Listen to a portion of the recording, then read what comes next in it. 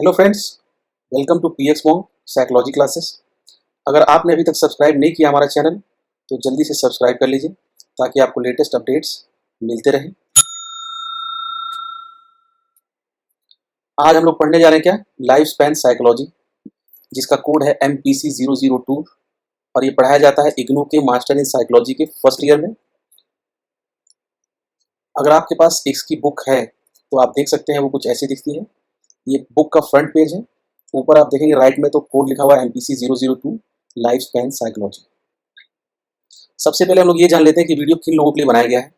तो वो स्टूडेंट्स जो कि अभी इग्नू में मास्टर इन साइकोलॉजी के फर्स्ट ईयर में पढ़ रहे हैं, ये वीडियो जो है खासकर उनके लिए है। या तो फिर वो स्टूडेंट्स जो कहीं से भी साइकोलॉजी की पढ़ाई कर रहे हैं या फिर साइकोलॉजी में उन्हें इंटरेस्ट है, वो भी इस वीडियो को देख सकते हैं और इससे कुछ सीख सकते हैं। ये वीडियो जो है हिंदी और इंग्लिश लैंग्वेज को यूज़ करके बनाया गया है ताकि सारे कॉन्सेप्ट्स सभी को ईजिली समझ में आ जाए। इस बुक में टोटल 4 ब्लॉक्स हैं। हर ब्लॉक में 4 यूनिट है, यानी कि टोटल 16 चैप्टर्स यानी कि 16 यूनिट्स हैं। आज हम लोग जो पढ़ने जा रहे हैं इस वीडियो में वो है ब्लॉक 1 का यूनिट 1। ब्लॉक 1 के जो यूनिट 1 को हम लोग पढ़ने जा रहे हैं उस चैप्टर का नाम है concept of development, growth and development, life span perspective, methods of studying development and characteristics of development.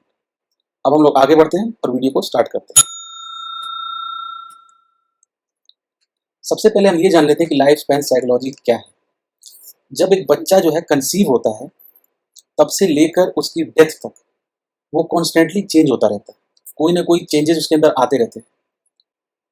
जो हमारे इंसानों के अंदर जो डेवलपमेंट्स होते हैं, जो लाइफ चेंजेस होते हैं, वो कुछ तो चेंजेस ऐसे होते हैं जो हमारे पर्सनल चॉइसेस के होते हैं, जो हमारे कंट्रोल में होते हैं, और कुछ ऐसे चेंजेस होते हैं जो बायोलॉजिकल होते हैं, वो हमारे कंट्रोल में नहीं होते। और ज़्यादातर जो चेंजेस हमारे अंदर होते हैं वो हमारे कंट्रोल में नहीं होते।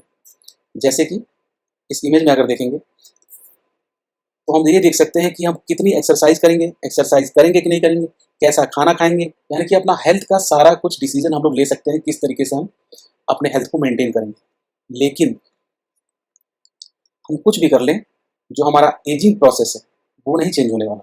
वो बिल्कुल वैसे ही चलेगा जैसे वो चलता है बायोलॉजिकली, और वो सभी में कॉमन होता है। और ऐसे सभी की लाइफ जो है स्टेज में चलती रहती है, ग्रो करती रहती है, डेवलप करती रहती है। तो ये सब कुछ जो है इस बुक में हम लोग कवर करेंगे इस वीडियो में, और यही सब कुछ लाइफ स्पैन डेवलपमेंट कहलाता है। अब इनको और बारीकी से आगे बढ़ के हम लोग देखेंगे, समझेंगे, तब हमें ये चैप्टर बहुत अच्छे से समझ में आ जाएगा। अगर आप इस इमेज को देखेंगे तो एक देखिए कि एक बच्चा जो है जब से कंसीव होता है तब से लेके वो ओल्ड एज तक इस बुक में सब कुछ कवर किया गया है स्टेज वाइज। तो यही हम लोग पूरा कॉन्सेप्ट समझेंगे, कंसेप्शन से लेके ओल्ड एज तक का पूरा प्रोसेस समझेंगे और उसके अलग अलग पहलू को देखेंगे, उनके बारे में बात करेंगे। तो सबसे पहले हम लोग स्टार्ट करते हैं इस बुक का सबसे पहला टॉपिक जो है कॉन्सेप्ट ऑफ डेवलपमेंट। डेवलपमेंट का मतलब क्या होता है, सबसे पहले ये जान लेते हैं। पहले ही हमने ये डिस्कस किया था कि एक बच्चा जो होता है जब कंसीव होता है तब से लेके उसकी डेथ तक उसके अंदर कॉन्स्टेंट चेंजेस होते रहते हैं।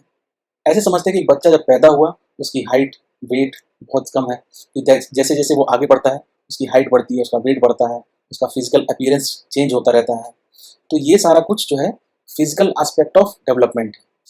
तो हमारे अंदर फिजिकल चेंजेस आते हैं, फिर कुछ कॉग्निटिव चेंजेस आते हैं जैसे कि मेंटल चेंजेस, किसी भी बात को समझने का, किसी भी लॉजिक को रीजन करने का, ये सारे कुछ हम लोग धीरे धीरे डेवलप करते हैं। फिर सोशल एस्पेक्ट ऑफ डेवलपमेंट भी होता है कि हम लोग सोसाइटी में, समाज में किस तरीके से लोगों से इंटरेक्ट करते हैं, कैसे उनसे सीखते हैं, दूसरे को कल्चर को हम लोग किस तरीके से समझते हैं, जानते हैं, कैसे हम दूसरे के साथ इम्पैथाइज कर पाते हैं। तो ये सब कुछ जो है कॉन्सेप्ट ऑफ डेवलपमेंट है।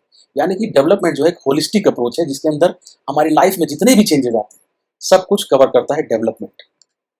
अब इस इमेज को देख लेते हैं कि एक बच्चा जो है अभी उसका बर्थ नहीं हुआ है, तो कंसेप्शन से लेके डेथ तक उसकी पूरी जर्नी में जितने भी चेंजेस आते हैं, चाहे वो फिजिकल हो, कॉग्निटिव हो, सोशल हो, इन्वायरमेंटल हो, सारे चेंजेस मिला के जो एक बच्चे की पर्सनैलिटी को बनाते हैं, ये सब कुछ कहलाता है डेवलपमेंट।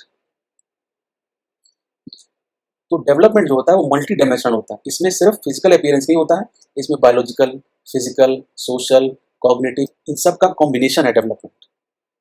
तो अब आगे बढ़ते हैं। अब हम बात करते हैं गोल्स ऑफ डेवलपमेंट चेंजेस की, कि जो हमारे अंदर जो डेवलपमेंट चेंजेस होते हैं उनका गोल क्या है, उनका उद्देश्य क्या है। तो हमारे अंदर जो डेवलपमेंट चेंजेस होते हैं वो इसलिए होते हैं ताकि हम अपने आप को इन्वायरमेंट के हिसाब से अडेप्ट कर सकें। इंसान जो है वो जिस भी इन्वायरमेंट में उसको डाला जाए वो अपने आप को उस इन्वायरमेंट के हिसाब से अडेप्ट कर लेता है। जैसे कि कुछ आदिवासी हैं जो आज भी जंगलों में रहते हैं, उन्होंने अपने आप को जंगल के हिसाब से अडेप्ट कर लिया।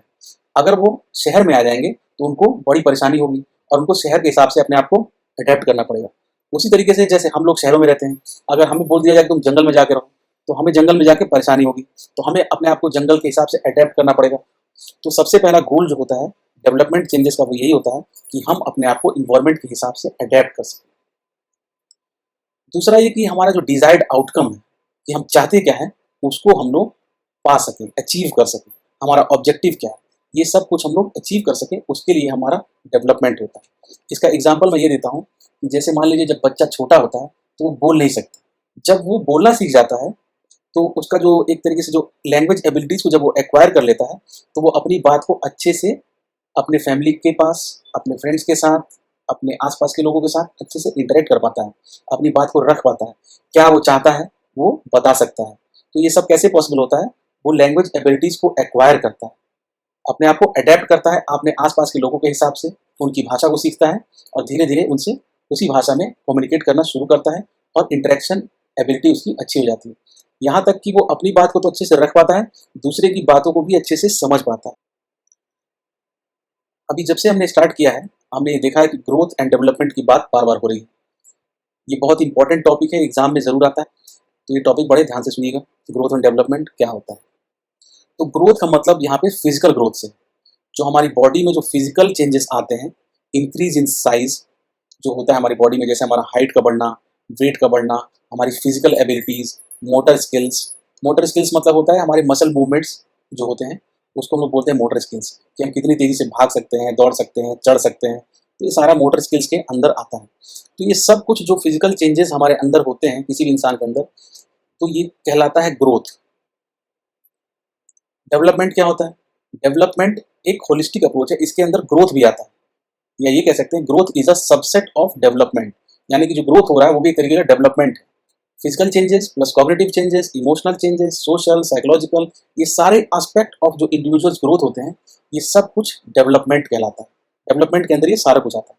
यानी कि जितनी भी स्किल्स हम सीख रहे हैं, जितना नॉलेज एक्वायर कर रहे हैं, जो हमारी फिजिकल एबिलिटीज, जो हमारा मैचुरेशन प्रोसेस है, सोशल जो हमारा डेवलपमेंट, ये सब कुछ जो है डेवलपमेंट के अंदर आता है। और ग्रोथ की जब हम बात करते हैं तो वहाँ पे सिर्फ फिजिकल चेंजेस ही आते हैं। तो ये है मेजर डिफरेंस ग्रोथ और डेवलपमेंट के बीच में। डेवलपमेंट में जो है बहुत सी चीज़ों का रोल होता है और उसमें सबसे इम्पोर्टेंट जो फैक्टर्स होते हैं वो होता है सोसाइटी, प्लेस और कल्चर। ग्रोथ एंड डेवलपमेंट के एक और इम्पोर्टेंट टॉपिक को हम लोग समझ लेते हैं कि किसी भी बच्चे का जब ग्रोथ या डेवलपमेंट होता है तो 4 एरियाज में होता है। सबसे पहले तो हो गया फिजिकल। फिजिकल यानी कि हमारा जो अपीयरेंस है, हाइट है, वेट है, जो हमारे मोटर स्किल्स हैं, जैसे कि हम क्रॉल करते हैं, वॉक करते हैं, रनिंग, राइटिंग, हमारा बैलेंस बनाना चलते वक्त, और ये सब कुछ जो है फिजिकल एरिया में आता है। सेकेंड जो एरिया ऑफ डेवलपमेंट होता है वो होता है साइकोलॉजिकल एंड कॉग्निटिव। जितना भी हम ब्रेन के थ्रू जो भी प्रोसेस कर रहे हैं वो सब कुछ साइकोलॉजिकल एंड कॉग्निटिव में आता है। जैसे कि हमारा ब्रेन जो है इंफॉर्मेशन को एब्जॉर्ब करता है और फिर बाद में उसी इंफॉर्मेशन को कैटेगराइज करके उसको यूज करके हमें जो है प्रॉब्लम्स को सॉल्व करने में मदद करता है, हेल्प करता है। तो ये सारा जो डेवलपमेंट होता है ये साइकोलॉजिकल एंड कॉग्निटिव के अंदर आता है, जो कि हम लोग ब्रेन के थ्रू, माइंड के थ्रू यूज कर रहे हैं।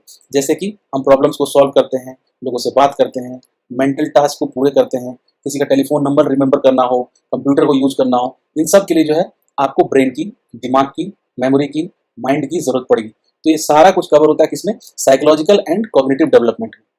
थर्ड जो एरिया ऑफ डेवलपमेंट होता है वो होता है social and emotional. Social development क्या होता है? जब हम अपने फ्रेंड से, रिलेटिव से, अपने आसपास के लोगों से, नेबर से जब बात करते हैं, उनके साथ खेलते हैं, उनके साथ पढ़ते हैं, उनके साथ जो है इंटरेक्ट करते हैं, ये सब कुछ जो है social and emotional area of development के अंडर आता है। जैसे कि हम अपने अपनी चीज़ों को तो हम समझते ही हैं, लेकिन दूसरे के दुख में भी जब दुखी होते हैं, हम दूसरे के दुख को भी समझ पाते हैं, दूसरे की खुशी में खुश हो पाते हैं, इसको कहते हैं इम्पैथाइज करना। तो हम लोग धीरे धीरे इम्पैथाइज करना सीखते हैं, हम लोग इमोशनल इंटेलिजेंस हमारे अंदर आता है और हम लोग इमोशनली कनेक्ट कर पाते हैं दूसरे इंसान से। तो अपनी चीज़ों को तो हम समझते ही हैं इमोशनली, दूसरे की भी चीज़ों को हम लोग इमोशनली समझते हैं। हमारे अंदर एक सेंस ऑफ मॉरलिटी आती है जिससे हम ये समझते हैं कि क्या चीज़ सही है, क्या चीज़ गलत है। तो ये सारा कुछ जो कवर होता है किसके अंदर? सोशल और emotional aspect of development. Fourth area of development जो होता है वो होता है सेक्सुअलिटी एंड जेंडर आइडेंटिटी। जैसे कि जब बच्चे बहुत छोटे होते हैं तो उन्हें पता नहीं होता कि जेंडर क्या होता है। थोड़े और बड़े होते हैं तो गर्ल्स जो हैं ये समझ जाती है कि उनकी बॉडी किस तरीके से काम करती है, बॉयज़ से अलग होती है। बॉयज़ भी ये समझ पाते हैं कि उनका सेक्सुअल आइडेंटिटी अलग है, वो किस तरीके से काम करता है। जब वो मैच्योर हो जाते हैं, एडल्ट हो जाते हैं, सॉरी एडोलेसेंस में जब वो जाते हैं, तो उनकी बॉडी के अंदर बहुत से चेंजेस आते हैं, जिससे वो अपने आप को रिकॉग्नाइज़ कर पाते हैं और वो ये समझ पाते हैं कि उनकी बॉडी किस तरीके से फंक्शन कर रही है। तो ये 4 एरियाज़ ऑफ डेवलपमेंट हैं, ग्रोथ एंड डेवलपमेंट के। इसको भी पढ़ लेना बहुत ज़रूरी है, तो इसको भी जान लीजिएगा। अब हम लोग बात करते हैं क्रिटिकल पीरियड्स ड्यूरिंग डेवलपमेंट, कि जब डेवलपमेंट किसी भी इंसान का हो रहा होता है, तो कुछ-कुछ पीरियड्स ऐसे होते हैं जो बहुत ही क्रिटिकल होते हैं। हर स्टेज के अलग-अलग जो क्रिटिकल पीरियड्स होते हैं। जैसे कि बच्चे को प्रॉब्लम होती है, बच्चा चल नहीं सकता, अपनी प्रॉब्लम्स को बता नहीं सकता, बहुत छोटे बच्चे की बात कर रहे हैं यहाँ पे। तो ये एक तरीके की प्रॉब्लम है, क्रिटिकल पीरियड है, वो किस तरीके से अपनी बात को बताए। उसको ये नहीं पता क्या चीज़ सेफ़ है, क्या अनसेफ़ है, उसको चोट लग सकती है, उसका एक्सीडेंट हो सकता है, तो उस समय पे बच्चों का बहुत ध्यान देना पड़ता है, तो वो बड़ा क्रिटिकल पीरियड होता है। तो जिस बच्चे को केयर मिलता है, लव मिलता है, अफेक्शन मिलता है, उसके अंदर ट्रस्ट डेवलप हो जाता है। फिर वो बड़े होकर दूसरों को भी ट्रस्ट करता है। वहीं दूसरी तरफ वो बच्चा जिसको निग्लेक्ट किया गया हो, अब्यूज़ किया गया हो, जिसको प्रॉपर्ली केयर ना किया गया हो, उसको लव अफेक्शन ना मिला हो अच्छे से, तो उसके अंदर एक डिसट्रस्ट जो है पैदा हो जाता है और वो आगे चल के भी वो डिसट्रस्ट जो है उसके अंदर बना रहता है, जिससे कि वो किसी के ऊपर भरोसा नहीं कर पाता। वो दूसरों को बुली करना शुरू कर देता है और अलग-अलग तरीके से प्रॉब्लम क्रिएट करता है, क्योंकि वो खुद जो है परेशान होता है, इसलिए वो दूसरों को भी परेशान करता है। ये सारी प्रॉब्लम्स अलग-अलग स्टेज ऑफ डेवलपमेंट में आती रहती हैं। अगर उनको अच्छे से हैंडल किया गया, प्रॉपर्ली हैंडल किया गया, केयर के साथ किया गया, तो उसके रिज़ल्ट हमेशा अच्छे होते हैं। अगर उसको नेग्लेक्ट किया गया, उसको जो है इग्नोर किया गया, तो वो कहीं न कहीं बच्चे की पर्सनैलिटी का एक इम्पोर्टेंट पार्ट बन जाता है और आगे चल के वो बिल्कुल देखने को मिलता है। अब आगे बढ़ते हैं हम लोग और देखते हैं कि लाइफ स्पैन का क्या पर्सपेक्टिव है। लाइफ स्पैन है क्या? ये हम लोग पहले ही बात कर चुके हैं कि लाइफ स्पैन जो है एक ऑनगोइंग प्रोसेस है। जब एक बच्चा कंसीव होता है, तब से लेकर उसकी डेथ तक उसके अंदर जो कांस्टेंट चेंजेस होते रहते हैं, ये लाइफ स्पैन डेवलपमेंट के अंदर कवर होते हैं। दूसरा कि लाइफ स्पैन डेवलपमेंट को स्टडी करना बहुत ही ज़रूरी है। अगर हम लाइफ स्पैन डेवलपमेंट को कि अलग-अलग फेजेज़ में, अलग-अलग स्टेजेस में जो डेवलपमेंट होते हैं उसको नहीं जानेंगे, नहीं समझेंगे, तो हम लोग उसको अच्छे से डील नहीं कर सकते उसके साथ। तो इन सब प्रॉब्लम्स को अच्छे से डील करने के लिए और इनको जो है अच्छे से इसका अच्छा आउटकम आए, तो उसके लिए हमें जो है अच्छे से लाइफ स्पैन डेवलपमेंट को, इसके पर्सपेक्टिव को समझना पड़ेगा, जानना पड़ेगा और इसको पढ़ना भी पड़ेगा। लाइफ स्पैन डेवलपमेंट के जो इश्यूज़ होते हैं, जैसे कि हमारा मेंटल स्ट्रक्चर कैसा है, हम सब इंसान जो है एक दूसरे से अलग होते हैं, सारे बच्चे एक दूसरे से अलग होते हैं। अगर आप ये चाहेंगे कि सारे बच्चे एक ही तरफ उनका झुकाव हो, इंटरेस्ट हो, तो वो भी पॉसिबल नहीं। हर बच्चा अपनी अलग-अलग कैपेसिटी लेके पैदा होता है, उसका मेंटल स्ट्रक्चर अलग होता है, वो एक्सपीरियंस जो उसको मिलता है एनवायरनमेंट से, अपने आस-पास से, वो अलग-अलग तरीके से उसको समझता है, जानता है और डेवलप होता है उससे। तो हमें ये समझना चाहिए कि सभी को एक तरीके से डील नहीं किया जा सकता, टैकल नहीं किया जा सकता। सभी के साथ डील करने का, उसको समझने का, उसको जानने के तरीके अलग होते हैं, क्योंकि सब लोग डिफरेंट हैं एक-दूसरे से। अब ये भी बड़ा इम्पोर्टेंट है कि जो लाइफ स्पैन का जो पर्सपेक्टिव है, उसको एक एंगल से नहीं जा सकता। जैसे अभी हमने पहले ही बात की थी, जैसे फिज़िकल एस्पेक्ट है, कॉग्निटिव है, एनवायरमेंटल है, सोशल है, ये अलग-अलग एस्पेक्ट्स के जब हम बात करेंगे तभी हम लोग जान पाएँगे लाइफ स्पैन के पर्सपेक्टिव को। उसी तरीके से लाइफ स्पैन को अगर पढ़ना हो, तो आप सिर्फ साइकोलॉजी पढ़ के लाइफ स्पैन को बहुत अच्छे से नहीं समझ पाते। आपको सोशियोलॉजी पढ़नी पड़ेगी, सोसाइटी के बारे में। एक इंडिविजुअल किस तरीके से सोचता है, एक सोसाइटी के पॉइंट ऑफ व्यू से अगर सोचेंगे, अगर एक सोसाइटी कैसे बिहेव करती है एक इंडिविजुअल पॉइंट ऑफ व्यू से, मतलब अलग-अलग पॉइंट ऑफ व्यू से आपको देखना पड़ेगा, समझना पड़ेगा, तभी आप लाइफ स्पैन डेवलपमेंट को अच्छे से समझ पाएँगे। इसको एज़ अ एजुकेशन अगर आप देखेंगे, एज़ अ हेल्थ केयर देखेंगे कि हमारी बॉडी, हमारा बायोलॉजिकल फैक्टर्स किस तरीके से होता है, तभी हम जो है अच्छे से लाइफ स्पैन के पर्सपेक्टिव को समझ पाएँगे और लोगों को हेल्प कर पाएँगे, अपनी खुद की भी हेल्प कर पाएँगे। ऐसा भी कहा जाता है कि जो ट्रांज़िशन होता है एक स्टेज से दूसरे स्टेज में, वो कई बार बहुत लंबा प्रोसेस होता है। कई बार जो है 5 साल का, 6 साल का, जैसे बच्चे की जो डेवलपमेंट हो रही है, तो उसका जो बोन्स का जो डेवलपमेंट है, वो एकदम से नहीं होता। उसमें बहुत लंबा टाइम लगता है। वो जब प्रीनेटल स्टेज में होता है, यानी कि जब वो कंसीव होता है, वो अभी बर्थ उसका नहीं हुआ, तब से लेके काफ़ी एज तक उसकी जो है बोन की डेवलपमेंट होती रहती है। ब्रेन की डेवलपमेंट होती रहती है, फिंगर्स की डेवलपमेंट होती रहती है, मसल्स की डेवलपमेंट। तो ये जो डेवलपमेंट प्रोसेस है जो कि स्टेज वाइज़ हो रहा है, वो स्टेज भी जो है बहुत ही लंबा होता है। कई बार 6 साल का, 7 साल का भी होता है। जो ट्रांज़िशन होता है एक स्टेज से दूसरे स्टेज में, जो बच्चा या फिर एक ह्यूमन जो जाता है, वो अलग-अलग स्टेज के थ्रू पास होना पड़ता है उसको। जैसे कि सबसे पहले वो जो प्रीनेटल स्टेज होता है, फिर उसके बाद उसकी बर्थ होती है, फिर इन्फेंसी होता है, फिर एडोलेसेंट, फिर एडल्टहुड, ओल्ड एज, डेथ। तो ये सारे स्टेप्स, ये सारे जो है स्टेजेस जो हैं एक इंडिविजुअल को पास करने पड़ते हैं, इसके थ्रू हर कोई गुजरता ही गुजरता है। ये सब कुछ पर्सपेक्टिव है life span. Life span development को अगर हमें समझना हो तो हम ऐसे कह सकते हैं कि 4 तरह के फोर्सेस हैं जो मिलके डेवलपमेंट को शेप करते हैं, यानी कि हमारी पर्सनैलिटी को शेप करते हैं। वो 4 तरह के फोर्सेस कौन-कौन से हैं? सबसे पहले तो बायोलॉजिकल फोर्स। बायोलॉजिकल फोर्स को समझना बहुत ज़रूरी है। बायोलॉजिकल फोर्स बहुत इंपॉर्टेंट फोर्स है और ज़्यादातर चीज़ें जो हमारे अंदर होती हैं वो अपने आप होती हैं, वो बायोलॉजिकल फोर्सेस के थ्रू ही होती हैं। जो हमारा प्रीनेटल डेवलपमेंट है उसमें हम कुछ नहीं करते, हम लेकिन हमारा डेवलपमेंट होता रहता है। जो हमारा ब्रेन मैचुरेशन प्रोसेस है, हमारा ब्रेन जो डेवलप होता है किस तरीके से, ये सब कुछ बायोलॉजिकल फोर्सेस के अंडर आता है। मेनोपॉज होता है, जो गर्ल्स के अंदर जो मैन्युरेशन साइकिल स्टार्ट होती है, फिर वो एक एज पे जाके फिर वो रुक जाती है। ये सब कुछ बायोलॉजिकल फोर्सेस है जो कि अपने आप होते हैं। जो हमारे फेशियल एक्सप्रेशंस हैं, ये सब कुछ बायोलॉजिकल फोर्सेस हैं। इसमें हमारे पास कोई फ्रीडम नहीं है, ये अपने आप होते हैं। तो इनकी फंक्शनिंग जो है अपने आप होती रहती है। दूसरी तरफ साइकोलॉजिकल फोर्सेस हैं। साइकोलॉजिकल फोर्सेस मतलब हम किस तरीके से दुनिया को, लोगों को, बातों को परसीव करते हैं। सब लोग अलग अलग तरीके से बातों को, चीज़ों को परसीव करते हैं, सबका परसेप्शन अलग होता है। किस तरीके से हम उसको जो है समझते हैं, रीजन करते हैं, लॉजिक लगाते हैं चीज़ों के पीछे। इमोशनली हम किस तरीके से चीज़ों को समझते हैं। साइकोलॉजिकल फोर्सेस के एग्जांपल हो गए जैसे कि intelligence, self confidence, honesty, self esteem. ये सब कुछ हमारे अंदर डेवलप होता है हमारे एक्सपीरियंसेस से, हमारे साइकोलॉजिकल फोर्स के थ्रू। हम किस तरीके से उसको परसीव करते हैं, समझते हैं, हमारे सोचने की क्षमता, हमारे माइंड की क्षमता से ये सब कुछ डेवलप होता है। तो ये एक दूसरे तरह का फोर्स है जो हमारी पर्सनैलिटी डेवलपमेंट में बहुत ही बड़ा योगदान देता है। तीसरा जो फोर्स है वो है socio cultural forces. Socio cultural मतलब हमारे आसपास का समाज है, वो भी एक तरीके का फोर्स है जिससे कि हमारा पर्सनल डेवलपमेंट होता है, पर्सनैलिटी डेवलपमेंट होती है। कि पीपल, हमारे साथ लोग कैसे रिएक्ट करते हैं, कैसे बिहेव करते हैं, हम कैसे उनके साथ बिहेव करते हैं, कैसे इंटरेक्ट करते हैं, हमारी फैमिली कैसी है, हमारे पीयर्स कैसे हैं, हमारे को वर्कर्स कैसे हैं, हम किस स्कूल में हम पढ़ाई कर रहे हैं, किस सोसाइटी में हम रह रहे हैं, हमारी जो है फाइनेंशियल स्टेटस कैसा है। तो ये सब कुछ जो है एक पर्सनैलिटी डेवलप करने में बहुत बड़ा इंपॉर्टेंट रोल प्ले करता है। इसको मैं एक एग्जांपल यहाँ से समझा देता हूँ। जैसे कि एक बच्चा जो है, जो पुअर कंडीशन में, पॉवर्टी में बड़ा हो रहा है, उसका डेवलपमेंट अलग तरीके से होगा।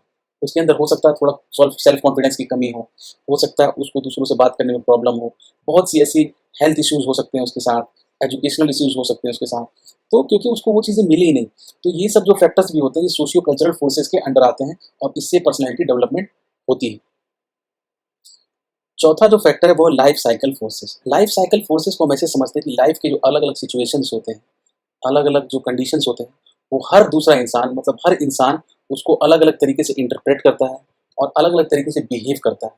यही लाइफ साइकिल फोर्सेस होते हैं। जैसे कि दो लोग जो एक ही फैमिली में रहते हैं वो भी एक ही सिचुएशन में अलग अलग तरीके से बिहेव करते हैं और एक्सपीरियंस करते हैं। तो ये जो चीज़ें होती हैं इसको बोलते हैं लाइफ साइकिल फोर्सेस। तो लाइफ स्पैन डेवलपमेंट जो है टोटल 4 फोर्सेस को मिला के बनता है। पहला हो गया biological forces, psychological forces, socio cultural forces और चौथा life cycle forces. Issues in life span development, this is also very important topic. इसको अच्छे से समझ लेते हैं। इश्यूज क्या होते हैं लाइफ स्पैन डेवलपमेंट में? इश्यूज यानी कि प्रॉब्लम्स। क्या क्या प्रॉब्लम्स आती हैं, क्या क्या क्राइसिस होते हैं जब डेवलपमेंट हो रहा होता है। अलग अलग तरीके की प्रॉब्लम्स आती हैं, जैसे किसी को रिलेशनशिप की प्रॉब्लम है, किसी को फाइनेंशियल प्रॉब्लम्स है, किसी को जो है बहुत ग्रीफ में है, दुख में है, किस तरीके से उससे डील करना उसको नहीं समझ में आता है। कई बार लोगों को लो सेल्फ स्टीम हो जाता है। किस तरीके से लोग उससे डील करते हैं वो 3 तरीके से बताया गया।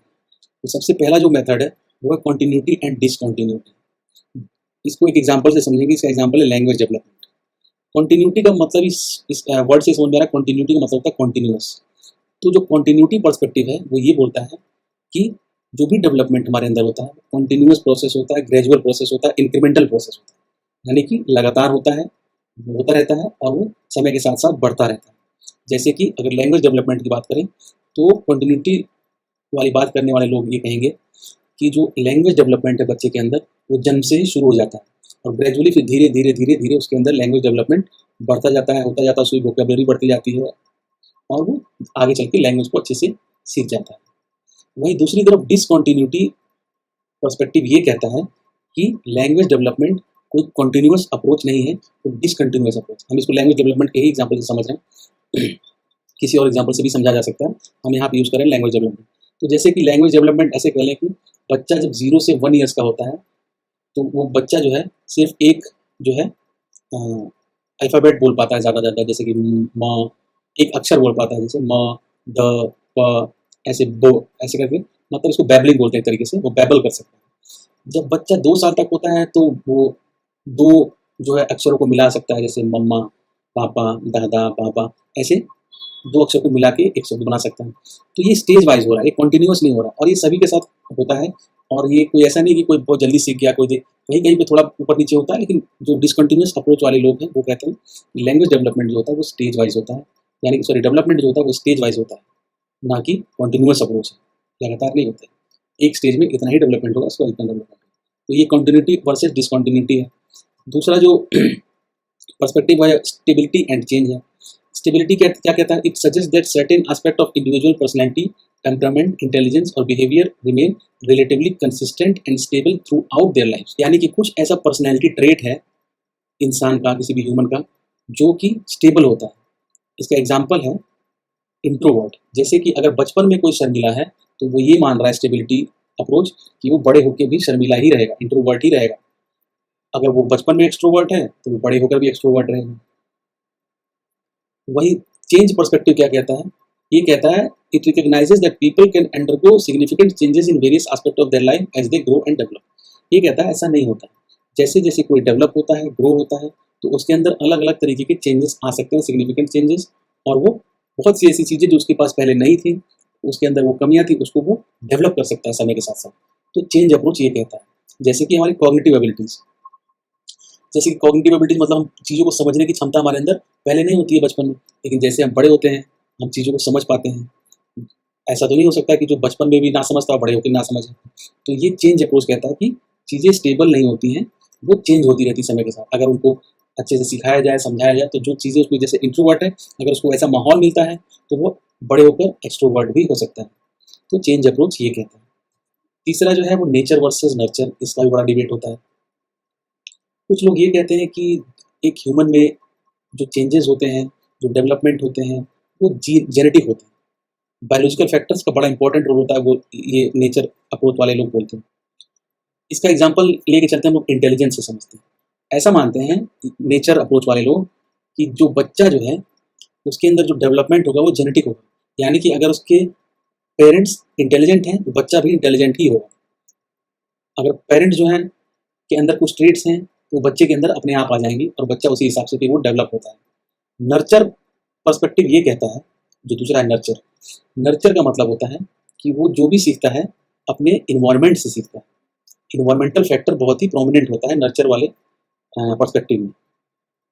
तो नर्चर पर्सपेक्टिव ये कहता है कि ह्यूमन डेवलपमेंट में इन्वायरमेंटल फैक्टर्स बहुत इंपॉर्टेंट रोल प्ले करते हैं। तो आप किस इन्वायरमेंट में रह रहे हैं वो बड़ा इंपॉर्टेंट है आपके डेवलपमेंट में। आपका सोशल इन्वायरमेंट कैसा है, कल्चरल इन्वायरमेंट कैसा है, वो आपका एक पर्सनैलिटी शेप करने में आपका बहुत ही इंपॉर्टेंट रोल प्ले करता है। तो ये अलग अलग इश्यूज हैं जिनको अलग अलग से सोचने के, डील करने के तरीके हैं। 3 तरीके हैं: continuity and discontinuity approach, stability and change approach, nature versus nurture approach. अब हम लोग बात करते हैं स्टेजेस ऑफ डेवलपमेंट, जो इस पूरी बुक में हम लोग पढ़ते जाएंगे। अलग अलग वीडियोस जब बनाऊंगा मैं तो उसमें आगे यही पढ़ेंगे जो अब हम लोग देखने जा रहे हैं। तो हमने ये बात करी हुई है कि जो भी हमारे अंदर डेवलपमेंट होते हैं वो अलग अलग स्टेज में होते हैं। तो अगर इस इमेज को हम लोग देखें, अभी इसमें मैंने प्री नेटल स्टेज नहीं रखा हुआ जो कि बर्थ के पहले का होता है, तो वो भी अगले चैप्टर में उसकी बात भी होगी, तो उसको आगे भी कवर करेंगे क्योंकि नेक्स्ट चैप्टर वही है। तो हम लोग अब बर्थ से बात करते हैं। 0 से 2 ईयर्स का जो स्टेज होता है उसको बोला जाता है इन्फेंसी स्टेज। इन बच्चों को बोला जाता है इन्फेंट्स। जो अर्ली चाइल्डहुड स्टेज होती है वो होती है 2 to 6 ईयर्स। 6 ईयर्स का जब बच्चा होता है तब से लेके जब तक वो एडोलसेंस पीरियड में रहता है उसको बोलते हैं लेट चाइल्डहुड। तो क्या क्या हो गया? Infancy 0 to 2 years, early childhood 2 to 6 years, late childhood 6 years to adolescence. Adolescence क्या होता है? 12 to 19 ईयर्स तक का जो पीरियड होता है वो एडोलसेंस पीरियड होता है, जब वो बहुत ज़्यादा हार्मोनल चेंजेस वगैरह होते हैं और इसमें जो बॉयज़ और गर्ल्स होते हैं उनकी ग्रोथ जो होती है, फिजिकल ग्रोथ, वो एक तरीके से पूरी हो जाती है इस पीरियड में, 12 to 19 ईयर्स में। 20 से लेके 40 साल तक, यानी 20 to 40 ईयर्स का जो टाइम होता है उसको बोलते हैं अर्ली एडल्टहुड। अब जो है बच्चा एडल्ट हो चुका है, लेकिन वो अर्ली एडल्टहुड कहलाता है 40 साल तक। 40 साल से लेकर 60 साल तक का जो पीरियड होता है उसको बोलते हैं मिडिल एडल्टहुड। तो अगर आप लोग ध्यान देंगे तो यहाँ पे 4 स्टेजेस की बात हो रही है। एक तो हो गया इन्फेंसी 0 to 2 ईयर्स, फिर चाइल्डहुड जिसमें कि अर्ली चाइल्डहुड है, लेट चाइल्डहुड है, एडोलेसेंस, फिर उसके बाद फिर एडल्टहुड। एडल्टहुड के अंदर 3 स्टेजेस हैं, अर्ली एडल्टहुड, मिडिल एडल्टहुड और लेट एडल्टहुड। अब जितने भी हम लोग स्टेजेस देख रहे हैं यही पूरी बुक में पढ़ाया गया है और इसी को हम लोग आगे चल के धीरे धीरे पढ़ेंगे और जानेंगे। लेकिन ये एज बहुत इंपॉर्टेंट है, इसको बिल्कुल याद रख लीजिएगा कि कौन से स्टेज में कहाँ से कहाँ तक की एज जो है कवर होती है। ये बहुत ही इंपॉर्टेंट है, बुक वाइज भी, टॉपिक वाइज भी और एग्जाम वाइज भी। डोमेन्स ऑफ ह्यूमन डेवलपमेंट, कौन कौन से डोमेन्स होते हैं ह्यूमन डेवलपमेंट के, कि हम लोग पहले भी बात कर चुके हैं। तो हमने देखा था कि फिजिकल डोमेन होता है, कॉग्निटिव डोमेन होता है और सोशल डोमेन होता है। डोमेन्स ऑफ ह्यूमन डेवलपमेंट, जो ह्यूमन डेवलपमेंट के जो बात की जाती है उसको हमेशा 3 डोमेन में की जाती है। जैसे कि मैंने शुरू में एग्जांपल दिया था कि जब हम डेवलपमेंट की बात करते हैं, पर्सनैलिटी की बात करते हैं, तो हम सिर्फ एक एस्पेक्ट की, एक डोमेन को लेकर नहीं चल सकते। जैसे कि हम लोग ज़्यादातर क्या करते हैं, अगर कोई दिखने में अच्छा है तो हम बोलते हैं कि इसकी पर्सनैलिटी बहुत अच्छी है, लेकिन हम वहाँ पे सिर्फ और सिर्फ फिजिकल डोमेन की बात कर रहे हैं। हमें नहीं पता उसका कॉग्निटिव डोमेन कैसा है, सोशल डोमेन कैसा है, यानी कि वो सामाजिक है कि नहीं है, समाज में कैसा उसका बिहेवियर है, कैसे लोगों से ट्रीट करता है लोगों को, लोग उसके साथ कैसे ट्रीट करते हैं। वो कॉग्निटिव डोमेन भी हमें नहीं पता कि वो कितना इंटेलिजेंट है, रीजनिंग पावर कितना है, किस तरीके से सोचने की विचार उसके कैसे, कुछ नहीं पता। हम सिर्फ फिजिकल डोमेन को देख के ज़्यादातर जज करते हैं कि इसकी पर्सनैलिटी अच्छी है। लेकिन जो ह्यूमन डेवलपमेंट है, जब उसको होलिस्टिकली बात की जाए तो तीनों डोमेन्स को देखना और समझना बहुत ज़रूरी है। कौन कौन से? फिजिकल डोमेन, कॉग्निटिव डोमेन और सोशल डोमेन। फिजिकल डोमेन यानी कि हमारा ग्रोथ, हमारी बॉडी, हमारा physical appearance, motor skills, height, weight, ये सब कुछ फिजिकल डोमेन में आता है। कॉग्निटिव डोमेन में जैसा कि इस इमेज को भी देख के आप समझ सकते हैं कि जो हमारी मेंटल एबिलिटीज़ हैं, जैसे कि thinking process, memory, problem solving skills, language development और जितने भी मेमोरी फंक्शंस होते हैं सब कुछ कॉग्निटिव डोमेन के अंदर आते हैं। सोशल डोमेन क्या होता है? सोशल डोमेन मतलब हमारे रिलेशनशिप्स, हमारे सोशल स्किल्स, कैसे लोगों से हम इंटरेक्ट करते हैं, लोग कैसे हमसे इंटरेक्ट करते हैं। तो बहुत से लोग होते हैं जो फिजिकल डोमेन में बहुत अच्छे होते हैं, कॉग्निटिव डोमेन भी अच्छा होता है, लेकिन सोशल डोमेन नहीं उनका अच्छा होता। बहुत से लोग होते हैं वो सोशली बहुत अच्छे होते हैं लेकिन कॉग्निटिव डोमेन में नहीं अच्छे होते। तो अगर पर्सनैलिटी की जब बात की जाएगी, डेवलपमेंट की जब बात की जाएगी, तो तीनों को लेके ही चलना पड़ेगा। जब भी हम पर्सनैलिटी की बात करेंगे तो हम इन तीनों को कंसीडर करना बहुत ज़रूरी है। Characteristics of life span development मतलब क्या क्या चीज़ें होती हैं लाइफ स्पैन डेवलपमेंट में, ठीक है ना, इसको जानते हैं। अगर कोई हमसे पूछे कि लाइफ स्पैन डेवलपमेंट का क्या कैरेक्टरिस्टिक्स होती हैं, तो हम क्या क्या बताएंगे, वही हम जान लेते हैं। तो अपने आप को यहाँ पे एज्यूम करके बात करिएगा और सोचिएगा तो जल्दी आपको चीज़ें समझ में आ जाएंगी। तो ऐसे समझते हैं, सबसे पहली चीज़ जो लाइफ स्पैन का सबसे पहला जो कैरेक्टरिस्टिक्स होता है वो ये होता है कि लाइफ स्पैन जब डेवलपमेंट होता है वो लाइफ लॉन्ग होता है, यानी कि ज़िंदगी भर चलता रहता है, लाइफ टाइम ये चलता रहता है। ग्रोथ प्रोसेस जो होता है, चेंजेस जो है, लर्निंग जो है, वो लाइफ टाइम चलती रहती है। तो लाइफ स्पैन डेवलपमेंट का सबसे पहला तो ये हो गया कि वो लाइफ लॉन्ग होता है। दूसरा क्या हो गया, डेवलपमेंट इज मल्टी डायमेंशनल। पहले भी हम लोग बात कर चुके हैं कि एक डायमेंशन में डेवलपमेंट नहीं होता, यानी कि फिजिकल डेवलपमेंट ही नहीं होता, कॉग्निटिव डेवलपमेंट भी होता है, इमोशनल डेवलपमेंट भी होता है, सोशल डेवलपमेंट भी होता है। तो बहुत से डायमेंशंस की बात होती है जब डेवलपमेंट के बारे में बात करते हैं। तो डेवलपमेंट इज मल्टी डायरेक्शनल, यानी कि डेवलपमेंट जो होता है मल्टी डायरेक्शनल होता है, अलग अलग धाराएं होती हैं इसकी। यानी जैसे एग्जाम्पल से समझते हैं, जब हम लोग एडल्ट होते हैं तो हमारा जो मेंटल एबिलिटीज़ होती है, कॉग्निटिव एबिलिटीज़ एकदम पीक पे होती है। लेकिन जैसे जैसे हम ओल्ड एज की तरफ जाते हैं तो हमारी मेंटल एबिलिटीज़ जो होती हैं वो डिक्लाइन होने लगती हैं, लेकिन हमारा विजडम और इमोशनल इंटेलिजेंस जो है वो हमारा इंप्रूव होने लगता है। तो अलग अलग स्टेज में, अलग अलग तरीके से, अलग अलग डायरेक्शन में हमारा डेवलपमेंट होता रहता है। उसके बाद क्या है, प्लास्टिसिटी। अगर कोई इन्फेंट है जिसका कि ब्रेन का हेमिस्फीयर रिमूव कर दिया जाए बर्थ के टाइम पे, ताकि उसको, जैसे कई लोग होते हैं जिनको एपिलेप्सी की प्रॉब्लम होती है, उनका ब्रेन का वो पार्ट रिमूव करना पड़ता है, तो कुछ टाइम बाद ब्रेन अपने आप ही उस चीज़ को, हेमिस्फीयर को फिर से डेवलप कर लेता है। तो ये प्लास्टिसिटी होती है, किस तरीके से अपने आप को ही वो डेवलप कर ले रहा है। बॉडी के अंदर इतनी प्लास्टिसिटी है, फ्लेक्सिबिलिटी है, इतना हीलिंग पावर है कि वो खुद से चीज़ों को फिर से जो है ठीक कर लेती है और वापस उसी कंडीशन में आ जाती है। तो ये कैरेक्टरिस्टिक्स होते हैं लाइफ स्पैन डेवलपमेंट के। Normative history graded influences. अभी तक हमने बायोलॉजिकल और इन्वायरमेंटल फैक्टर्स को बात किया ही था, लेकिन हिस्ट्री का भी बहुत इंपॉर्टेंट रोल होता है कि कैसा उस जगह का, उस प्लेस का हिस्ट्री कैसा रहा है, उसका भी बड़ा इम्पैक्ट होता है ह्यूमन डेवलपमेंट में।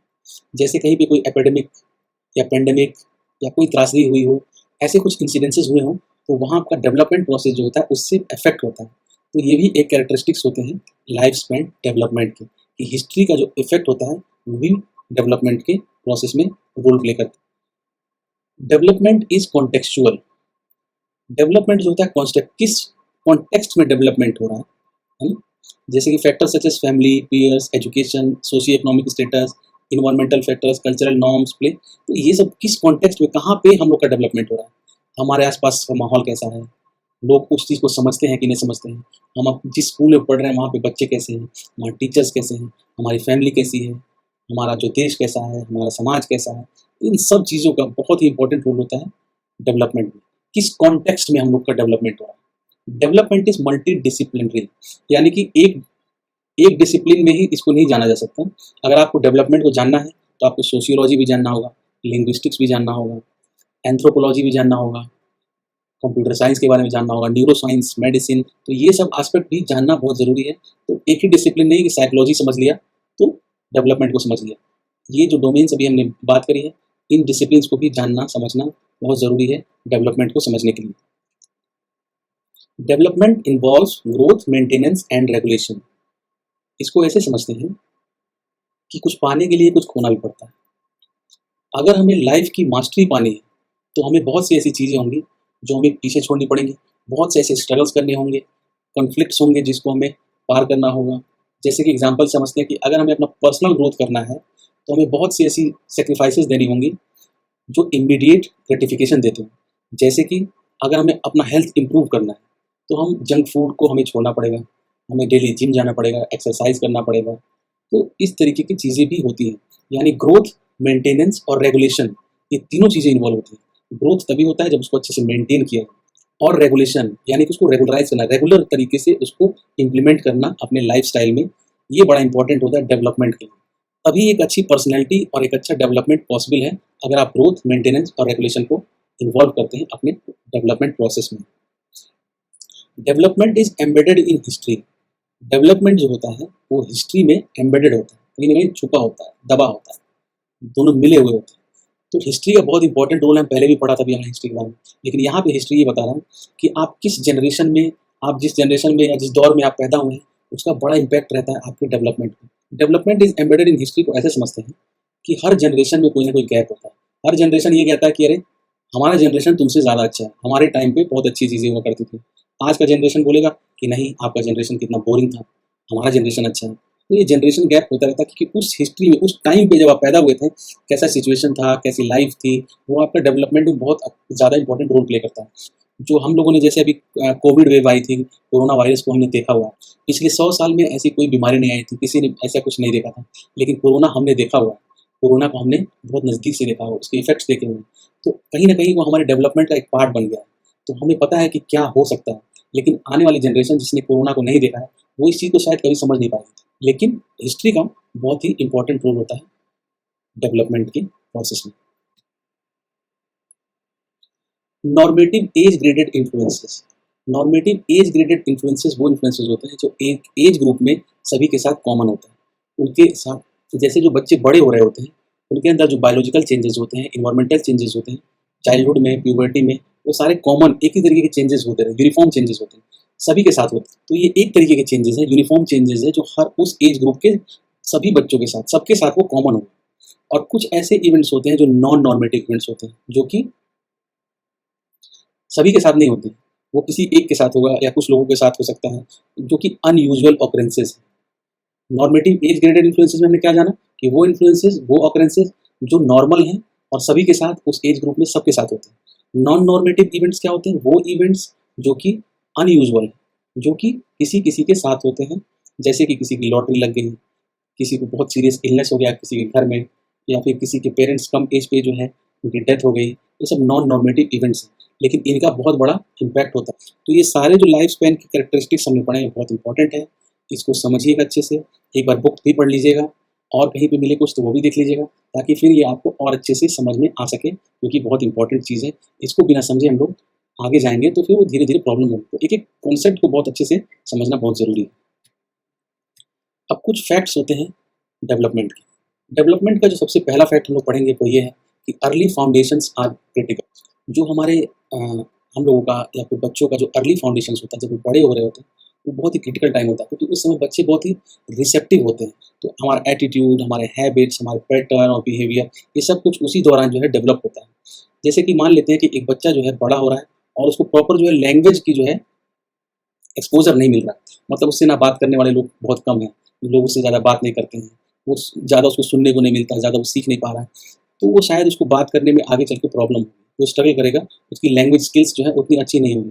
वहीं दूसरी तरफ अगर कोई बच्चा है जिसको लोग खूब प्यार कर रहे हैं, उससे लोग खूब बातें कर रहे हैं, वो नई-नई बातें रोज़ सीख रहा है, उसको सिखाया जा रहा है, उसके आस-पास के लोग इतनी ज़्यादा लैंग्वेज स्किल्स अच्छी है और वो डेली कुछ न कुछ नई बातें करते हैं, वो बच्चे को भी सिखाते हैं और इस तरीके से उसकी डेवलपमेंट हो रही है अगर, तो उसके लैंग्वेज स्किल्स जो उस बच्चे का है, वो बहुत ही अच्छा होगा उस बच्चे से जो कि दूसरे कंडीशन में रह रहा है। तो ये बहुत ही इंपॉर्टेंट और early foundations are very critical, बात बिल्कुल सही है कि उस समय अगर ना ध्यान दिया जाए, तो उसका इम्पैक्ट जो है जब एडल्टहुड में आएगा और वो परेशानी को फिर सॉल्व करना मुश्किल हो जाएगा। तो अगर बचपन में ही जब वो प्रॉब्लम छोटी है, तो उस पे ध्यान देके उसको सॉल्व करना बहुत ही ज़रूरी है, क्योंकि उसका इम्पैक्ट बहुत ही आगे तक जाता है। दूसरा फैक्ट है कि role of maturation and learning in development. Maturation का मतलब होता है जो हमारे बायोलॉजिकल चेंजेस होते हैं, वो मैच्योरेशन के अंदर आते हैं। जैसे कि हम जब बड़े होते हैं, हमारी हाइट बढ़ती है, हमारे मसल्स जो हैं स्ट्रॉन्ग होते हैं। मसल्स और बॉडी एक दूसरे से पार्ट्स एक दूसरे से कोऑर्डिनेट करते हैं, बैलेंस करना सीखते हैं, हमारा नर्वस सिस्टम डेवलप होता है और मोटर स्किल्स को हम और अच्छे से सीखते हैं। तो एक तरफ तो ये मैच्योरेशन हो रहा है, दूसरी तरफ हमारा लर्निंग प्रोसेस है। लर्निंग प्रोसेस मतलब हम जब क्रॉल करना, वॉक करना, रन करना सीखते हैं, साइकिल चलाना सीखते हैं, हम लोग मुश्किल जो है फिजिकल टास्क को पूरा करना सीखते हैं, ऑब्जर्व करके। तो इस एज में जो होता है हम लोग ऑब्जर्व करके, नकल करके, गलतियाँ करते हैं, सीखते हैं, अपने जो केयर गिवर्स हैं, हमारे केयर टेकर्स हैं, हमें गाइड करते हैं, इन सब चीज़ों से हम लोग सीखते हैं। तो जो मैच्योरेशन प्रोसेस है और लर्निंग प्रोसेस अगर उन दोनों को कंबाइन कर दिया जाए, तब जो है बहुत अच्छा डेवलपमेंट हो सकता है। मतलब एक तरफ तो आपके जो फिजिकल फीचर्स जो है धीरे-धीरे डेवलप हो रहे हैं, दूसरी तरफ आप उसी समय उन चीज़ों को सीख रहे हो, तो दोनों को कंबाइन करके, दोनों को म्यूचुअली जो है कोऑर्डिनेट करके आप सीखते हैं अगर, तो बहुत ही अच्छा डेवलपमेंट होता है। तो मैच्योरेशन का और लर्निंग का बड़ा ही इंपॉर्टेंट एस्पेक्ट है, जो दोनों को साथ में रख के करना चाहिए, उससे डेवलपमेंट बहुत ही अच्छा होता है। Development follows a definite and predictable pattern. It follows a definite and predictable pattern. जैसे कुछ ऑर्डरली पैटर्न्स है, जैसे हमारा फिजिकल ग्रोथ है, मोटर स्किल्स हैं, हमारा इंटेलेक्चुअल स्किल्स हैं, स्पीच डेवलपमेंट है, ये सब एक एक करके धीरे धीरे धीरे होते हैं। तो और बड़े स्टेज वाइज होते हैं। तो इसमें दो लॉज हैं, एक तो सिफेलो कॉर्डल लॉ और दूसरा है proximo distal law. Cephalo caudal law क्या कहता है कि हमारे बॉडी का जो डेवलपमेंट होता है, तो वो टॉप टू बॉटम होता है, यानी कि हेड से फुट की तरफ होता है। ये एक प्रेडिक्टेबल पैटर्न है, डेफिनेट पैटर्न। यानी कि जब बच्चा कंसीव होता है, तो सबसे पहले उसका धीरे धीरे सर बनना शुरू होता है और फिर सबसे लास्ट में फुट बनता है उसका। ये कहता है cephalo caudal law. Proximo distal law कहता है it means that development spreads outward from the central axis of the body to extremities. मतलब कि हमारे हार्ट के पास सेंटर ऑफ द बॉडी से लेके बाहर की तरफ, अंदर से बाहर की तरफ जाता है, नियर से फार की तरफ जाता है। ये एक पैटर्न है हमारे डेवलपमेंट का, हमारी फिजिकल ग्रोथ कैसे होती है, बॉडी डेवलपमेंट कैसे होती है, ये एक फैक्ट है जो कि डेवलपमेंट के बारे में बताया जाता है। ऑल इंडिविजुअल्स आर डिफरेंट, ये भी एक फैक्ट है डेवलपमेंट का। हर इंसान एक दूसरे से अलग होता है, अलग अलग सिचुएशन में वो अलग तरीके से बिहेव करते हैं, उनका बिहेवियर पैटर्न अलग होता है और कोई प्रिडिक्ट नहीं कर सकता कि वो किस तरीके से बिहेव करेंगे, क्योंकि वो बिहेवियर जो है चेंज होता है, अलग अलग लोग अलग अलग तरीके से बिहेव करते हैं अलग अलग सिचुएशन में। फिर है ट्रेडिशनल बिलीफ्स। ट्रेडिशनल बिलीफ्स का बहुत इंपॉर्टेंट रोल होता है डेवलपमेंट में। अलग अलग देशों में आप देखेंगे, अलग अलग देश में, अलग अलग जगहों पे, अलग अलग समाज में अलग अलग तरीके के ट्रेडिशंस होते हैं।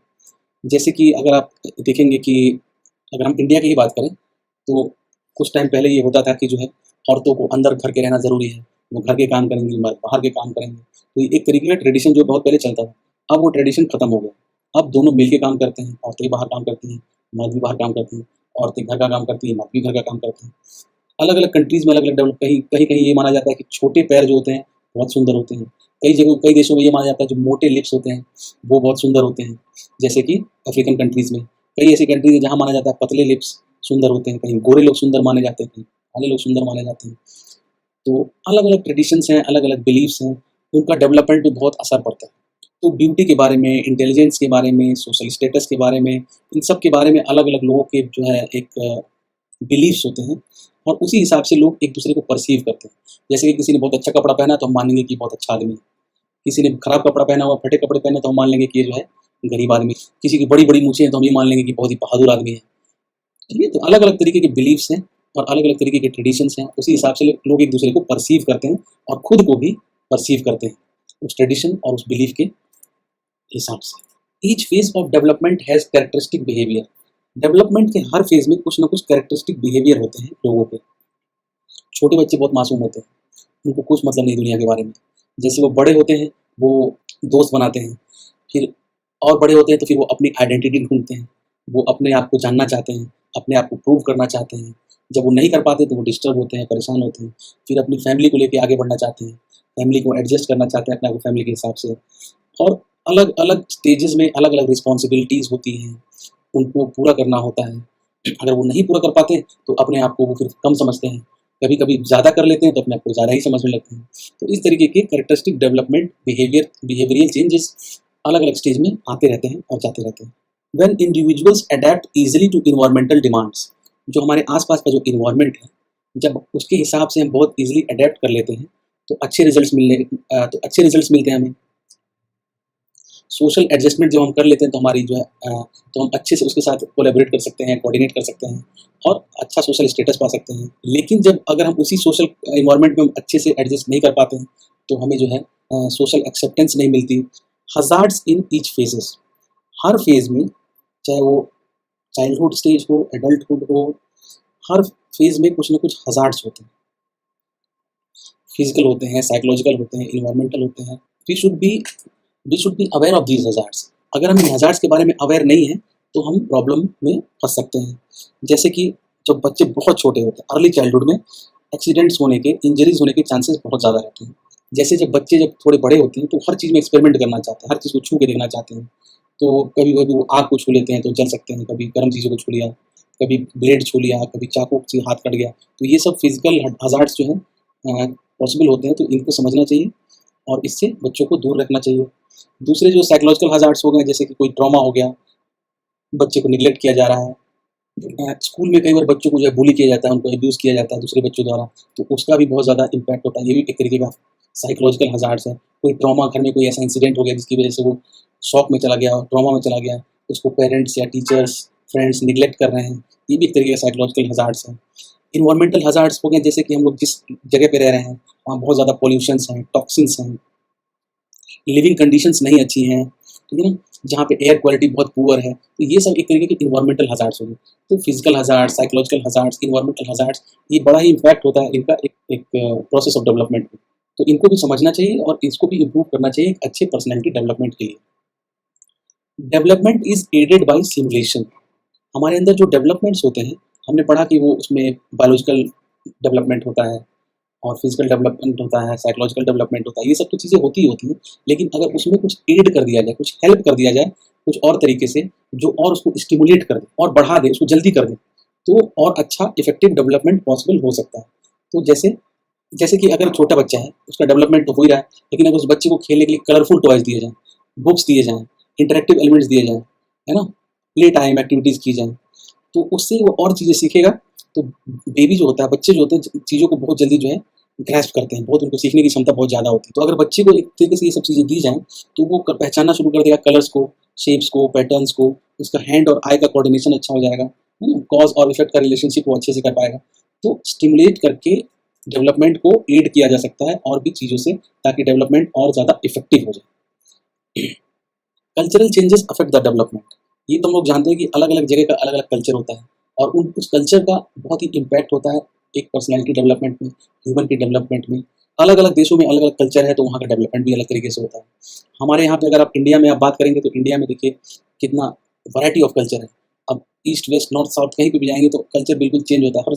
हर 100 किलोमीटर पे आप कल्चरल चेंजेस देखते जाएंगे। तो किस कल्चर में आपका डेवलपमेंट हो रहा है, वहाँ पे कैसी मानसिकता है, वहाँ के लोग क्या हैं, कैसे काम करते हैं, क्या सोच, उनकी सोच कैसी है, वहाँ का इन्वायरमेंट कैसा है, लोगों का सामाजिक इन्वायरमेंट, तो ये सब बड़ा इंपॉर्टेंट रोल प्ले करता है। एवरी स्टेज है सोशल एक्सपेक्टेशन। जितने भी स्टेजेस होते हैं हम पहले से एज्यूम करके चलते हैं। जैसे कि एक बच्चा जब छोटा होता है तो हम ये मान के चलते हैं कि ये बच्चा जो है, इसका वेट इतना होना चाहिए, हाइट इतना होना चाहिए। अगर वो नहीं होता है तो प्रॉब्लम होती है। ये तो फिजिकल एक्सपेक्टेशन हो गया। मान के चलते हैं कि एक छोटा बच्चा ऐसे ऐसे ऐसे ही पैटर्न में बिहेव करना चाहिए, वो ऐसी बातें ही करनी चाहिए, वो ये चीज़ नहीं करना चाहिए, ये चीज़ करना चाहिए। तो पेरेंट्स, टीचर्स, हमारे आसपास के लोग, वो उनका एक सोशल एक्सपेक्टेशन होता है। तो एक बच्चे को जब अलग तरीके से चीज़ें सिखाई जाती हैं और धीरे धीरे धीरे वो अडेप्ट करता है अपने आसपास के नियम कानून और जो तरीके हैं, तौर तरीके हैं, इन सबको जैसे जैसे एडजस्ट करता है, उसके हिसाब से अपने आप को अडेप्ट करता है, तो सोशली जो है उसको एक्सेप्ट कर लिया जाता है, उसकी तारीफ़ की जाती है, उसको लोग जो है अपना लेते हैं। लेकिन वहीं अगर कोई बच्चा जो है उसी का ठीक उल्टा करता है, जो कि नॉर्म्स हैं, रूल्स हैं, रेगुलेशंस हैं, तो उस बच्चे को लोग शिकायत करते हैं, उस बच्चे से लोग नाराज़ होते हैं और उनका जो है सोशल एक्सेप्टेंस प्रॉपर्ली नहीं हो पाता। Research methods for life span, अलग अलग रिसर्च मेथड्स हैं। लोगों ने लाइफ स्पैन डेवलपमेंट पे, लाइफ स्पैन पे बहुत ज़्यादा रिसर्च किए हैं।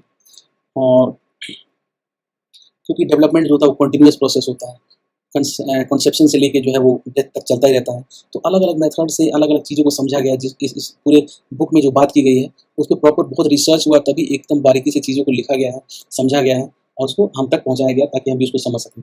तो ये रिसर्च के जो अलग अलग मेथड्स होते हैं, सबसे पहला मेथड जो हम लोग बात करेंगे वो है लॉन्गिट्यूडनल मेथड। लॉन्गिट्यूडनल का क्या मतलब होता है? लॉन्गिट्यूडनल का मतलब होता है लेंथ वाइज, जो लंबाई देर तक चलता है। तो अगर हमें रिसर्च करना है, स्टडी करना है एक ही इंडिविजुअल पे या ग्रुप ऑफ इंडिविजुअल्स पे लंबे समय के लिए, अगर हमें देखना है, उनको रिसर्च करना है, उनकी चीज़ों को जानना है, तो इस तरह के रिसर्च में हमें लॉन्गिट्यूडनल रिसर्च ही करना पड़ेगा।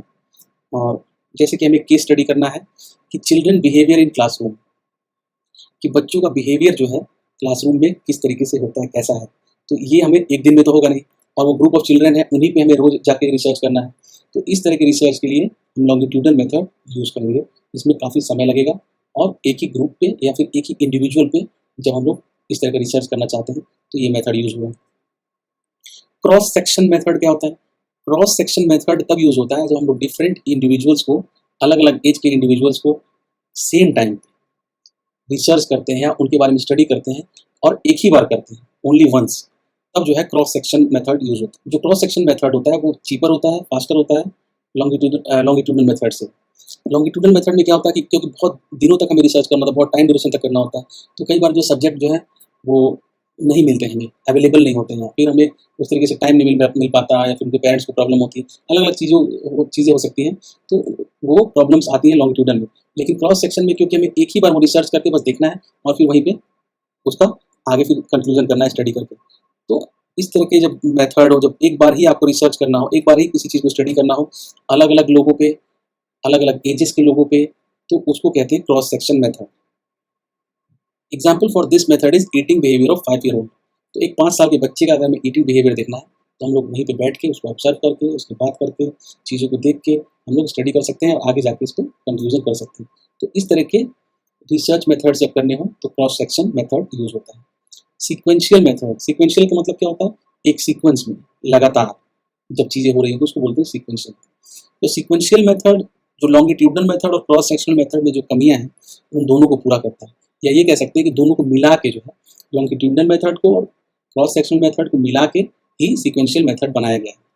तो इसमें क्या होता है, जो क्रॉस सेक्शनल में जो सैंपल लिए गए हैं उनको मल्टीपल टाइम्स टेस्ट किया जाता है, अलग अलग इंडिविजुअल्स पे किया जाता है, सेम इंडिविजुअल्स पे किया जाता है। तो दोनों को मिला के जब एक तरीके का रिसर्च करना हो तो आप सीक्वेंशियल मेथड को यूज़ कर सकते हैं। ये सीक्वेंशियल मेथड जो होता है वो ज़्यादा रियलिस्टिक होता है और ज़्यादा एक्यूरेट रिजल्ट इसमें आ सकते हैं। Time lag method, time lag मतलब होता है टाइम में बहुत ज़्यादा ड्यूरेशन होता है। इस तरह का टाइम लैग मेथड क्या होता है? This method is, time lag method use होता है जब हमें डिफरेंट एज ग्रुप्स को डिफरेंट ईयर्स में हमें टेस्ट करना होता है या स्टडी करना होता है। मतलब हमने आज स्टडी कर लिया और फिर आगे जाके हमने स्टडी किया कि उसका क्या इम्पैक्ट हुआ, आज वो किस तरीके से बिहेव करता है, आज उसका क्या इम्पैक्ट है उस चीज़ का जो हम लोग रिसर्च करने वाले हैं। या फिर कई बार जो है टाइम लैग मेथड हिस्ट्री में भी जाता है, पीछे जाता है कि ये चीज़ है तो हम हिस्ट्री में जाते हैं कि आज से 100 साल पहले, 20 साल पहले या हज़ारों साल पहले लोग कैसे बात करते थे, कैसे बिहेव करते थे। ये कह सकते हैं कि हम लोग हिस्टोरिकल इवेंट्स को या फ्यूचरिस्टिक इवेंट्स को हम लोग जब स्टडी करते हैं लंबे समय अंतराल के बाद तो उसको टाइम लैग मेथड कहते हैं।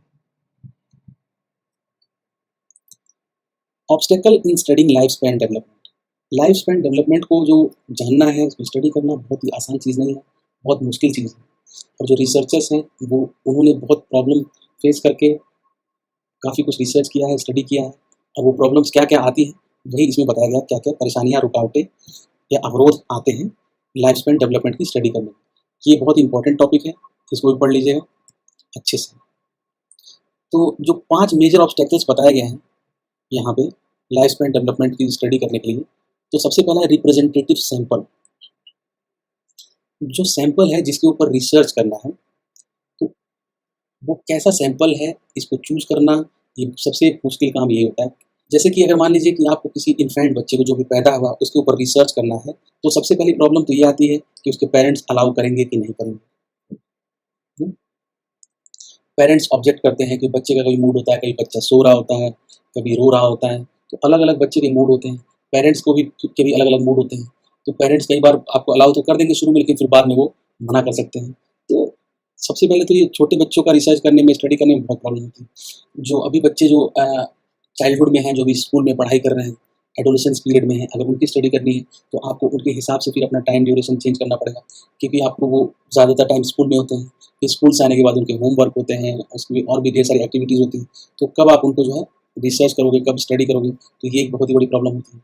बहुत से ऐसे बच्चे होते हैं जो शाई होते हैं, अपनी प्रॉब्लम्स को बताते नहीं हैं, अपनी प्रॉब्लम्स को डिस्क्लोज नहीं करना चाहते हैं, ठीक है। तो ये सब प्रॉब्लम्स जो है जब सैंपल हम सेलेक्ट करते हैं तो ये आती ही आती है, तो सभी को ये प्रॉब्लम फेस करनी पड़ती है।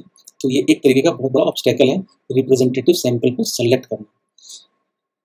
दूसरा है establishing rapport with the subject. जो सब्जेक्ट है जिसके ऊपर आपको स्टडी करना है, उसके साथ आपको रेपो बिल्ड करना बहुत ज़रूरी है। और अगर आप रेपो बिल्ड नहीं हुआ तो वो आपके सामने जो है खुल के अपनी बात को नहीं रखेगा, अपनी पर्सनल डिटेल्स को शेयर नहीं करेगा, ठीक है ना, आपको इनएक्यूरेट इन्फॉर्मेशन देगा, ऐसे ही कुछ भी जवाब दे देगा। तो उनका डेटा जो है, अगर आपके साथ अच्छा रेपो बिल्ड नहीं है और आप उसको अच्छे से एक फ्रेंडली इन्वायरमेंट नहीं क्रिएट कर पाते हैं, तो उस डेटा को जो आपने एनालाइज किया है या फिर जो डेटा गैदर कर रहे हैं, वो फिर एक्यूरेट डेटा नहीं हो सकता। अगर ऐसा सिचुएशन है तो हम ये नहीं मान सकते कि वो गारंटी नहीं होता कि ये डेटा एक्यूरेट है या नहीं, क्योंकि आपने रेपो बिल्ड नहीं किया है और बच्चे ने पता नहीं सही जवाब दिया है, गलत जवाब दिया है, काफ़ी बातें छुपा ली हैं, कुछ ऐसी बातें बताई जो हुई ही नहीं है। तो ये सब भी सिचुएशन आ सकती है, इसलिए बहुत इंपॉर्टेंट होता है कि आप अपने सब्जेक्ट के साथ जिस पे स्टडी कर रहे हैं उसके साथ अच्छा रेपो बिल्ड करें। तो ये भी एक बहुत बड़ा ऑब्स्टेकल होता है कि कैसे उसके साथ रेपो बिल्ड किया जाए। फिर एप्रोप्रिएट मेथोडोलॉजी यूज़ करना। एप्रोप्रिएट मेथोडोलॉजी यूज़ करना मतलब एप्रोप्रिएट मेथोडोलॉजी, तो अब होता है सबसे बड़ा ऑब्स्टेकल ये भी होता है कि एप्रोप्रिएट मेथोडोलॉजी कौन सा मेथड आप यूज़ करना है आपको स्टडी करने के लिए। लॉन्गिट्यूडनल मेथड यूज़ करना है, क्रॉस सेक्शनल करना है, सीक्वेंशियल करना है, आपके जो सब्जेक्ट्स हैं उनका एज कितना रखना है, किन लोगों को आपको इंटरव्यू करना है या फिर उनको स्टडी करना है। तो ये सभी बड़ा मेथोडोलॉजी जो है कौन सी यूज़ करनी है, किन लोगों को यूज़ करना है सब्जेक्ट्स के तौर पर, तो ये भी बहुत बड़ा एक ऑब्स्टेकल है। अगर ये कहीं पे शुरू में गड़बड़ हो गई तो आगे चल के भी वो प्रॉब्लम्स होती जाएंगी और वो रिजल्ट फिर सही नहीं आएगा, ऑथेंटिक रिजल्ट नहीं आएगा। फिर आता है एक्यूरेसी ऑफ डेटा। जो भी हमने अभी तक स्टडी किया उस डेटा की कितनी एक्यूरेसी है, वो डेटा एक्यूरेट है या फिर फेक डेटा है, ये पता लगाना ये बहुत बड़ा ऑब्स्टेकल होता है कि किसी ने फॉल्स इन्फॉर्मेशन दिया है या फिर किसी ने जो है बहुत सी बातें छुपा ली हैं। तो ये डेटा को सही से निकालना अपने सब्जेक्ट के अंदर से, ताकि एक एक्यूरेट डेटा निकल सके और ऑथेंटिक डेटा निकल सके। ये एक रिसर्चर का बहुत ही बड़ा प्रॉब्लम होता है और बहुत बड़ा ऑब्स्टेकल होता है स्टडी करने में लाइफ स्पैन डेवलपमेंट।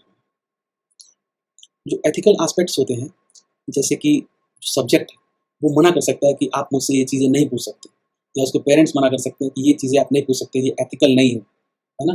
तो उसके पेरेंट्स से, उसके गार्जियन से आपको वो परमिशन लेनी पड़ेगी, चाहे उसके टाइम की हो, चाहे वो किस तरीके के क्वेश्चन आप पूछ सकते हो। तो एथिकल एस्पेक्ट बहुत इंपॉर्टेंट एस्पेक्ट है। आपको जब भी हम किसी पे रिसर्च कर रहे होते हैं तो हमें ये सब चीज़ों को कंसीडर करना पड़ता है, और हमें एक पेरेंट से, गार्जियन से प्रॉपर्ली उनसे कंसेंट लेकर ही हम उस चाइल्ड से कुछ भी पूछ सकते हैं और अपने रिसर्च को कंडक्ट कर सकते हैं। इसी के साथ ख़त्म होता है आज का हमारा ये वीडियो। हमने बहुत ही बारीकी से स्टेप बाय स्टेप सारे पॉइंट्स को, सारे टॉपिक्स को अच्छे से समझा, जाना और एक एक कॉन्सेप्ट को अच्छे से क्लियर किया। अगर आपको मेरा वीडियो अच्छा लगा हो तो उसको लाइक करिए, कमेंट करिए, शेयर करिए लोगों में, और अगर आपको लगता है कि इसमें कुछ इम्प्रूवमेंट की ज़रूरत है तो वो भी बताइए, मैं इम्प्रूव करके उसको और अच्छे से प्रेजेंट करूँगा, ताकि आपको साइकोलॉजी को पढ़ने में और भी ईजी मेथड्स मिले और अच्छे से आपको चीज़ें समझ में आए। तो आपके इनपुट से ये और अच्छा बन सकता है, तो अपने इनपुट ज़रूर दीजिए और सब्सक्राइब करना बिल्कुल ना भूलें। Thank you friends for listening me so carefully. आपका बहुत बहुत आभार, धन्यवाद। मिलते हैं अगले वीडियो में, ब्लॉक 1 यूनिट 2। Thank you.